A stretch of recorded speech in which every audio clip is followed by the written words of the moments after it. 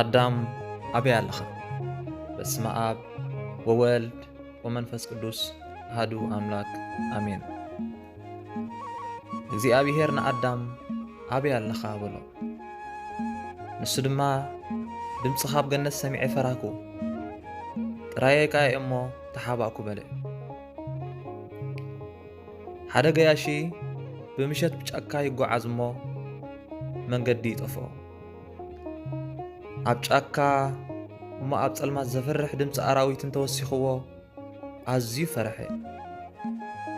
እቲ ጸልማት ምስ መገዲ ምጥፋእ ተወሲኹ ድርብ ጸልማት ኮኖ።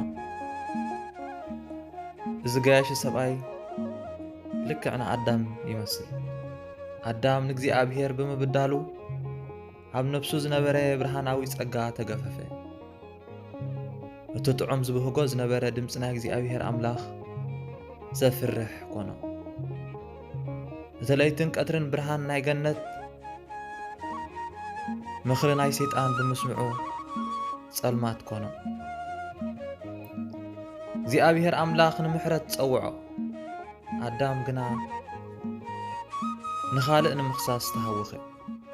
እግዚኣብሔር ድማ ንኣዳም ካብታ ካብኣ ኣይትብላዕ ኢለ ዝኣዘዝኩኻ ቁም ዶ በሊዕኻ ኢኻ ኢሉ ሓተቶ። ኣዳም ከዓ እዛ ምሳይ ክትከውን ዝሃብካኒ ሰበይቲ ካብታ ኦም ፍረ ሃበትኒ እሞ በላዕኹ ኢሉ መለሰ። እግዚኣብሔር ንኣዳም ንምሕረት ጸውዖ፣ ኣዳም ግና ንህዋን ንምኽሳስ ተሃወኸ።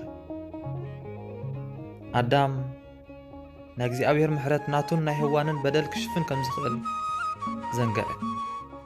ሎሚ ድማ እግዚኣብሔር ድምፁ ከስመዓናን ክጽዋዓናን ከሎ ተቐዳዲምና ሓውና ንኸስስ።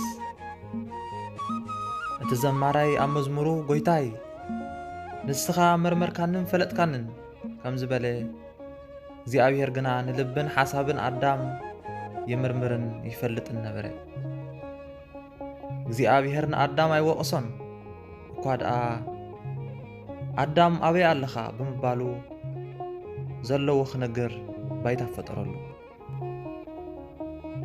እግዚኣብሔር ፍርዱ ቅኑዕ እዩ፣ ምሕረቱ ግና ዘይውዳእን ዘለኣለማዊ። ኣዳም ኣዝዩ ተጣዕሰ፣ ልቡ ብፍቕርን ምሕረትን ኣምላኽ ተረትዐ። ምሕረት ኣምላኽ ካብ ውድቀቱን ሓጢኣቱን ኣዝዩ ከም ዝዓቢ ዘኪሩ ብልቡ ተነስሐ። ሎሚ ንሕና ኣብ ሓጢኣትን ተስፋ ምቑራፅን ንወድቕ ናይ ኣምላኽ ምሕረትን ፍቕርን ዘይምርዳእና እዩ። እግዚኣብሔር ድማ ንኣዳም ተስፋ ሃቦ። ካብ ጓልጓልካ ተወሊደ ኸድሕነካ እየ ድማ በሎ። እግዚኣብሔር ንኣዳም ምድላይ ኣብ ገነት ጀመረ፣ ኣብ ቀራንዮ ድማ ፈጸመ። ዕፀ በለስ በሊዑ ዝጠፈ ኣዳም ዕፀ መስቀል ተሰኪሙ ክርስቶስ ኣድሓኑ። ንእግዚአብሔር በዲሉ ዝባኑ ዝዓረቐ ኣዳም ክርስቶስ ዕርቃኑ ተሰቒሉ ጸጋን ክብርን ኣልወሶ። ናይ ገነት ማዕጾ ተዓጺዎ ዝነበረ ክርስቶስ ድማ ብደሙ ከፈተሉ። ኣዳም ኣበይ ኣለኻ? ኣዳም ኣበይ ኣለኻ?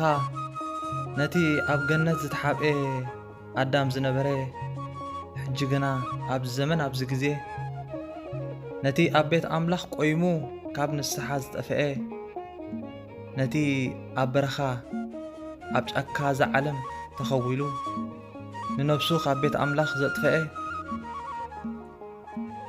ኣብ ጸልማት ኣብ ጓይላ ኣብ ባእሲ ኣብ ዕብዳን ዳንኬራ ንነፍሱ ጠቢሩ ኣብ ዓለም ከሳሲ ይብሎ ኣሎ ሎሚ ብስሙ ጸዊዑ ኣበይ ኣለኻ ሎሚ?